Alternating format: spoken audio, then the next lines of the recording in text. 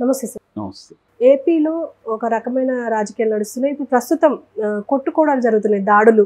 ఈ కుప్పంలో కావచ్చు, మంగళగిరిలో కావచ్చు, ఎందులో చూసుకున్నా, ఏ నియోజకవర్గంలో చూసుకున్నా ఏదో ఒక దగ్గర దాడులు జరుగుతున్నాయి. అటు వైసీపీ వాళ్ళ పైన లేదా టీడీపీ వాళ్ళ పైన కానీ.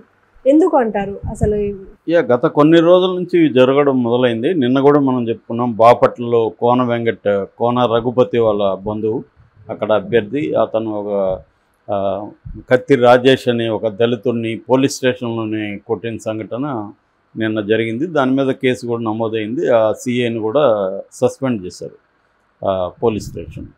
సో అది మొన్న జరిగింది. నిన్న చాలా చోట్ల వైలెన్స్ జరిగింది. ముఖ్యంగా పల్నాడులో రెంటచింతల గ్రామంలో ఒక టీడీపీ బూత్ ఏజెంట్లుగా ఉండడానికి ఎవరో రెడీ అయ్యారు ఇద్దరు.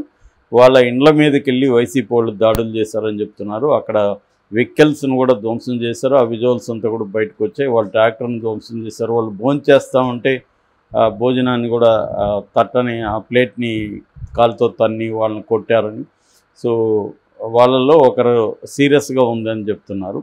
అది రెంటచింతల్లో జరిగింది. దానికి సంబంధించి అక్కడ కారంపూడి పోలీస్ స్టేషన్ పరిధిలో సిఐ నారాయణ స్వామి మీద చర్య తీసుకోవాలని కూడా తెలుగుదేశం వాళ్ళు కంప్లైంట్ చేస్తున్నారు. బట్ ఇప్పటివరకు అయితే ఆ విషయానికి సంబంధించి చర్య తీసుకోలేదు, కానీ కేసులు అయితే పెట్టారు. అదనపు బలగాలను కూడా పంపించారు.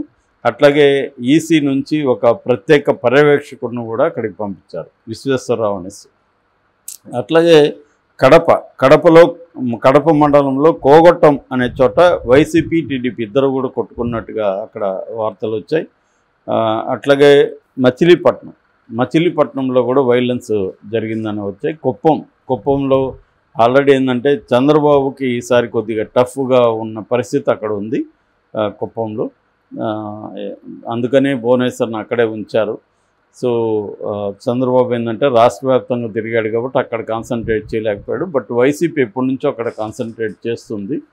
సో అందుకని చంద్రబాబు కూడా అక్కడ టఫ్ అంటున్నారు. కాబట్టి అక్కడ కూడా పెద్ద ఎత్తున రౌడీని దించి చేశారు. అట్లాగే తిరుపతిలో ముందు నుంచి కూడా అక్కడ ఆరణి శ్రీనివాసులు జనసేన అభ్యర్థి, ఆయన చిత్తూరు రౌడీని తీసుకొచ్చి దాదాపు 30-40 మందిని అక్కడ అభ్యర్థులుగా ప్రకటించి అక్కడ నామినేషన్లు వేయించారని ఇటు భూమన కరుణాకర్ రెడ్డి, అంటే భూమన అభినయ్ రెడ్డి వాళ్ళ నాన్న భూమన అభినయ్ రెడ్డి అభ్యర్థి అక్కడ వైసీపీ తరఫున. సో వాళ్ళు ఆరోపిస్తున్నారు, వీళ్ళేమో రివర్స్లో వాళ్ళని ఆరోపిస్తున్నారు.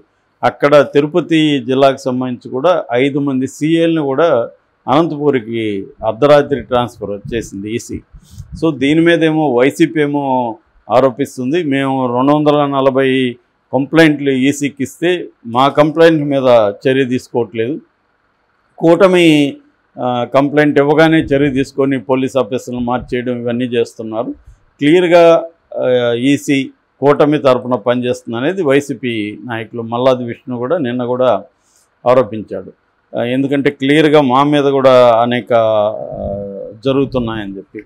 సో బట్ దేశవ్యాప్తంగా కూడా ఇప్పుడు 96 స్థానాలకి ఈరోజు ఎన్నికలు జరుగుతున్నాయి 4వ ఫేజ్లో. సో దేశవ్యాప్తంగా కూడా ఇవి కామనే అల్లర్లు అనేవి. ఆ రకంగా చెప్పాలంటే ఇప్పటి వరకు అయితే పెద్ద స్థాయిలో అంటే చంపుకునేది పెద్ద మాస్ వైలెన్స్ అనేది జరగలేదు. ఎందుకంటే ఎన్నికల కమిషన్ విజిలెన్స్ కూడా బాగా పెరిగింది. ఎక్కడికక్కడ సీసీటీవీలు ఉన్నాయి, ఇవన్నీ ఉన్నాయి. లాస్ట్ టైం కూడా ఇవన్నీ జరిగాయి. పల్నాడులో కూడా లాస్ట్ టైం మనం చూసాం. సో ఇప్పటి వరకు అయితే ఇవి అంత మేజర్ ఇన్సిడెంట్ అని చెప్పడానికి లేదు, కొంత మైనర్గానే మనం చూడాలి. అయినా కూడా ఈసీ సీరియస్గానే తీసుకొని ప్రత్యేక బలగాలను అక్కడికి పంపించడం, మిగతా రాష్ట్రాల నుంచి కూడా బలగాలను తీసుకొచ్చారు, వాళ్ళందరినీ కూడా అక్కడ చేశారు. ఒక 6 నియోజకవర్గాలని సెన్సిటివ్ ఏరియాస్ కూడా ముఖ్యంగా మావోయిస్టులు ఉన్న నియోజకవర్గాల్లో చేస్తుంది. ఆల్రెడీ మావోయిస్టులని గత 2 నెలల నుంచి ఈ ఎన్నికల కోసమే ఎక్కడా వాళ్ళని బయటికి రానేయకుండా విపరీతంగా దాదాపు 100 మంది పైన మావోయిస్టులని ఎన్కౌంటర్ల పేర్లతో చంపేశారు అక్కడ ఛత్తీస్గఢ్ కానీ మన బార్డర్ ఏరియాస్లో. ఏఓబి అంటారు, ఏఓబి అంటే ఆంధ్ర ఒరిస్సా బార్డర్ అనమాట. సో ఈ ఏరియాలంతా కూడా తీవ్రంగా మావోయిస్టుల మీద కూంబిలింగ్ జరుగుతున్నాయి. ఎందుకంటే ఎలక్షన్ని వాళ్ళు వచ్చి డిస్టర్బ్ చేస్తారని, రెండోది ఎలక్షన్ టైంలో అభ్యర్థులు ఫ్రీగా తిరగాల్సి ఉంటుంది, అభ్యర్థుల్ని కిడ్నాప్ చేయొచ్చు లేదా చంపచ్చు. గతంలో అనేకసార్లు జరిగాయి ఎన్నికల టైంలోని. ఎందుకంటే వీళ్ళు అందరికీ సెక్యూరిటీ ప్రొవైడ్ చేయడం కూడా ఎన్నికల టైంలో కష్టమవుతుంది. సో పెద్ద ఎత్తున సెక్యూరిటీ లేకుండా వీళ్ళు జనంతో కలిసి వెళ్తున్నప్పుడు మందుపాత్రలు పెట్టిన సంఘటనలు ఉన్నాయి, సో అటాక్ చేసిన సంఘటనలు ఉన్నాయి. అందుకని ఇక్కడ కూడా ఆంధ్రప్రదేశ్లో ఒక 6 నియోజకవర్గాలు మాత్రం సెన్సిటివ్ ఏరియాస్గా ప్రకటించి అక్కడ 4 లోపలే ఎన్నికలు కూడా, ఓటింగ్ కూడా 4 గంటల లోపలనే ఫినిష్ చేస్తున్నారు అన్నమాట. సో ప్రత్యేకంగా అక్కడ ప్రత్యేక పారామిలిటరీ ఫోర్సెస్ని అక్కడ మోహరించి వాటి ఆధ్వర్యంలో ఎన్నికలు జరుగుతున్నాయి.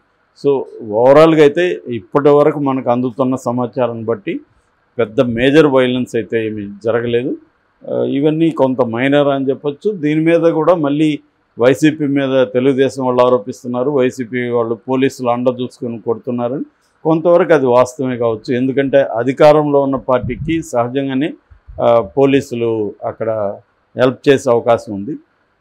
ఆ రకంగా జరుగుతున్నాయి. అందుకని ఇప్పుడు మనకి గత కొంతకాలంగా 4-5 రోజుల నుంచి చూస్తే అనేక మందిని సస్పెండ్ చేస్తుంది పోలీసుని, లేదా ఒక జిల్లా నుంచి ఇంకో జిల్లాకు మారుస్తుంది.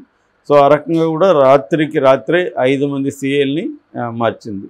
అందులో అంజు యాదవ్ అని అప్పట్లో పవన్ కళ్యాణ్ ఇక్కడ నుంచి అది పనిగా పోయి తిరుపతిలో ఆమె మీద కంప్లైంట్ ఇచ్చాడు. ఎందుకంటే వాళ్ళ జనసేన నాయకుల్ని ఆమె పబ్లిక్గా చంపదెబ్బలు కొట్టడం, ఆ వీడియోలు అందు బయటకు వచ్చాయి. సో ఆమెను అప్పుడు ఏమీ చర్య తీసుకోలేదు, జస్ట్ ట్రాన్స్ఫర్ చేశారు అంతే. కాళహస్తి నుంచి తిరుపతికి ట్రాన్స్ఫర్ చేశారు. సో ఆమెను కూడా ఇప్పుడు అనంతపూర్కి బదిలీ చేసింది. అనంతపూర్లో అయితే ఎన్నికల డ్యూటీ అయితే ఇచ్చారు వాళ్ళకి, బట్ అనంతపూర్కి వెళ్ళమన్నారు. ఎందుకంటే తిరుపతిలో వీళ్ళందరూ కలిసి అక్కడ కూటమికి యాంటీగా పనిచేస్తున్నారు, పెద్దిరెడ్డి ఆధ్వర్యంలోనూ ఈ పోలీస్ డిపార్ట్మెంట్ ఉంది అనేది అక్కడ ప్రధానమైన విమర్శలు. సో ఓవరాల్గా తీసుకున్నప్పుడు ఎన్నికల వైలెన్స్ అనేది ఆ స్థాయిలో లేదని చెప్పుకోవచ్చు.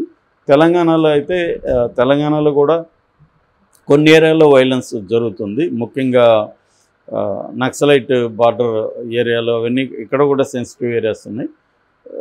సో ఇది బేసిక్గా అయితే ఇప్పటివరకు అందుతున్న సమాచారం బట్టి ఆంధ్రప్రదేశ్లో దాదాపు 10% 2 గంటల్లో పోలింగ్ స్టార్ట్ అయిన 2 గంటల్లో 10% ఓటింగ్ నమోదైందంటే మంచి పరిణామం చెప్పుకోవచ్చు. అదే తెలంగాణలో 9.5%, 9.5% ఇక్కడ అయింది. సో ఆంధ్రలో కొంత అక్కడ నేచురల్గానే ఎప్పుడైనా కూడా మనకి అసెంబ్లీ ఎన్నికల్లో కొంత యాక్టివ్గా పాల్గొంటారు. ఎందుకంటే లోకల్ ఇష్యూస్ ఉంటాయి, లోకల్ ఎమ్మెల్యేలు క్యాండిడేట్లు వాళ్ళు ఆర్గనైజ్ చేసి తీసుకొస్తారు. ఇక్కడ అంత ఎంపీ ఎలక్షన్లు కాబట్టి ఇక్కడ అంత ఇది ఉండదు. ఇప్పుడు హైదరాబాద్లో అంటే ఇంకా కూడా తగ్గిపోతుంది, ఎందుకంటే ఇక్కడ ఉన్న వాళ్ళల్లో చాలామంది ఊర్లకు వెళ్ళిపోయారు. వాళ్ళకి కొంతమందికి డబుల్ ఓటు ఉంటుంది, ఇక్కడ ఉంటుంది అక్కడ ఉంటుంది. దాన్ని కూడా పెద్ద ఎత్తున ఏరేయడానికి ట్రై చేస్తారు, కానీ ఒక్కొక్కసారి ఆ డబుల్ ఓటింగ్ ఉండే అవకాశం కూడా ఉంది అన్నమాట. సో ఓవరాల్గా ఇప్పుడు ఇందాక చెప్పిన ఈ సంఘటనలు తప్ప మేజర్ ఇన్సిడెంట్లు అయితే లేదని మనం చెప్పుకోవచ్చు.